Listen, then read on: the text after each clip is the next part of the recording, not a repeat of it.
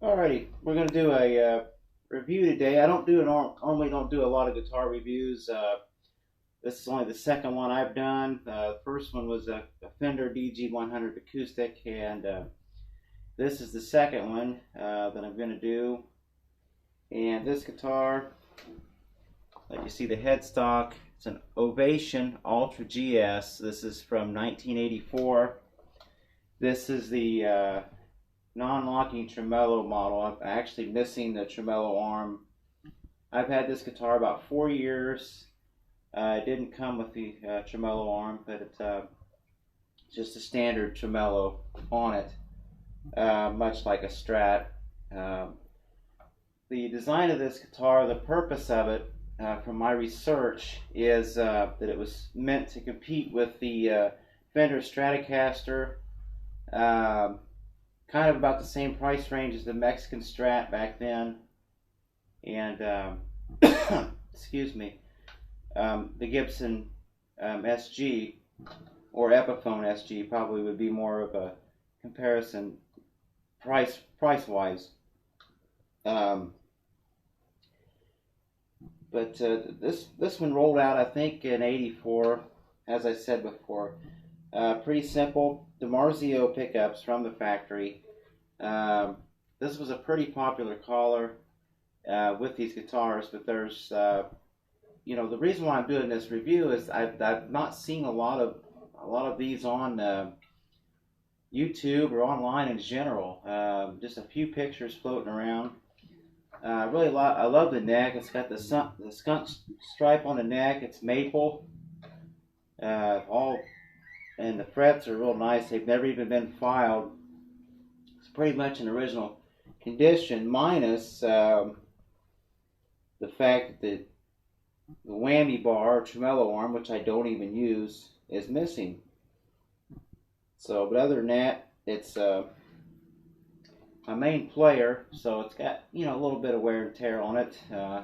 Some belt buckle marks or whatever. It's been around. I've gigged with it. So, yeah, that's what it's made for, But I'm just going to run through a few sounds, a few of the tones clean. This is, I'm running through a Fender Champion 100 that I just bought this year.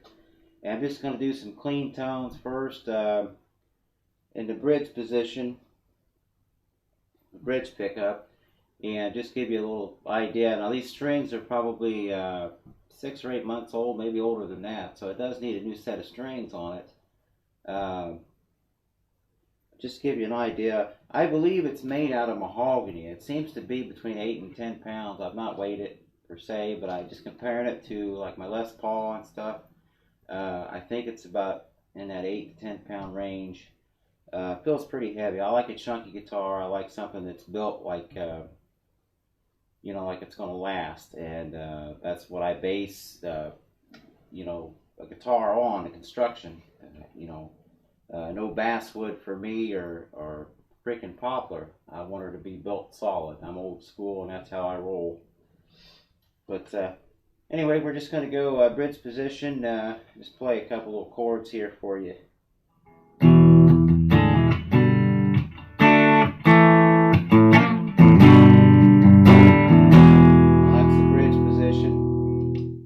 Middle pickup. And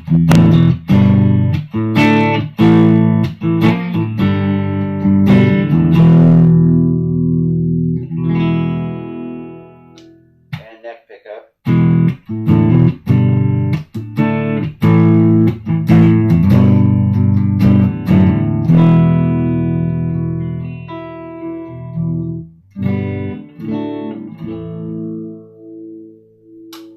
A little distortion to it. Now this is like probably through like a 60s box AC30.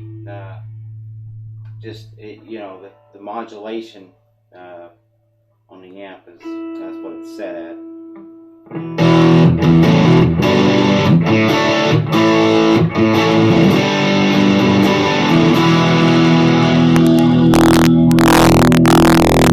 We go middle. This is both pickups together.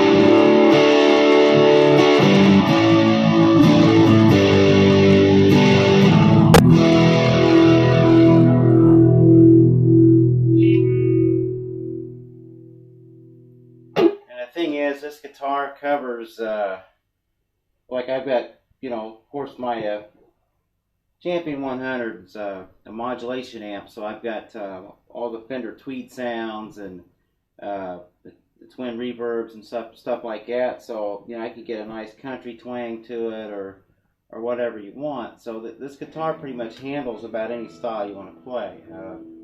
I'm not a big country guy, but I do like classic rock, which it's of course perfect for, and then even blues. So pretty much handles anything. I gave $165 for this about 4 years ago.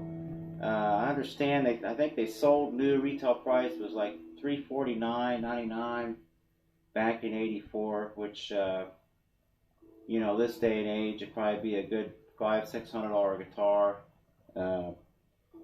This guitar is made in Korea, which back then we kind of maybe frowned a little bit upon guitars that were made in Korea, but I had a Korean Fender Squire back then, Strat, that was really, really cool, and it had great sound on it. I wish I still had that. But again, this the Ovation Ultra GS from 1984, and I've seen some reviews with the double DiMarzios from the factory. I've seen some with maple neck. I've seen some with the ebony or rosewood fretboard and maple neck, but I haven't seen anyone with the ones I've seen have locking tremolo on them. So mine does not. I understand the GPs are really going up in value, Blue Book wise, so I expect that the GSs will follow. These weren't quite as sought after.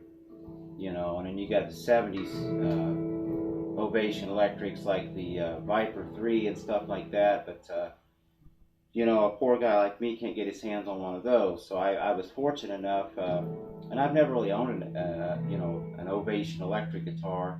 I've owned an acoustic electric, a couple of their acoustic electric guitars, but nothing ever really vintage or cool. And it's kind of puts me in mind of the electric guitars from that era, the Kramers and the Charvels and stuff. It really puts me in mind of that. I've had a couple of 80s Charvels and 80s Kramer, and but this guitar just sound wise and everything, just really, really, really great tone and great feel. And I'm mainly a rhythm player. I do a little bit of lead work and stuff, but this guitar just sounds good. It's got good tone. It's built well.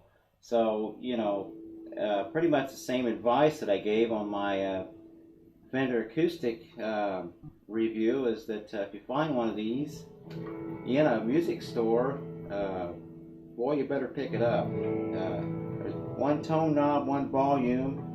Now the toggle switch, this thing fell over and broke the toggle switch, and just enough threads were left on to screw the plastic rubber tip on it. It's kind of both plastic and rubber. So I screwed it back on there, and it still works, but it's shorter than normal. It's not supposed to be quite that short. It's supposed to be a little bit longer than that. Maybe a quarter of an inch broke off of it. Not very much, but it's been dropped, not by me, but just the one time it fell over in my possession. Actually, I think one other time it had been dropped too, but I picked it up, and it's like Cowler tuners probably, or Scowler or whatever, but they're pretty good tuners. Every time it's fallen or whatever, I picked it up and it's pretty much in tune, or it had been, and all the times that I've played it, gotten it out, and maybe a few days goes by or whatever, and you don't play, and then you come up and play, and first thing you do is slap your tuner on it and see where it's at, and this thing's pretty much always in tune. So I can't say anything bad about this guitar as far as the craftsmanship or the tone of it. You know, I just got a little bit of, I think, just a little bit of reverb here.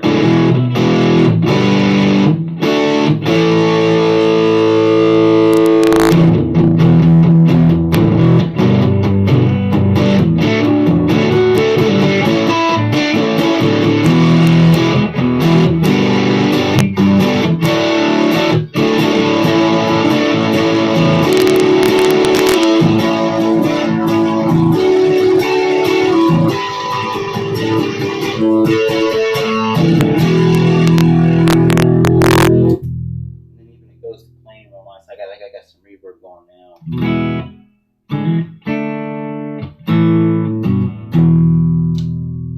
It's those nice bluesy sounds. Ooh.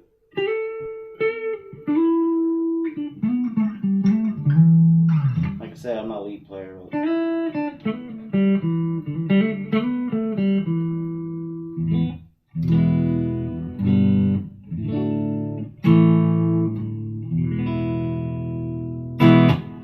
So there's my review of it. If you find one, Ovation Ultra GS from the 80s, you better buy it because they're probably getting to be really rare, really quick.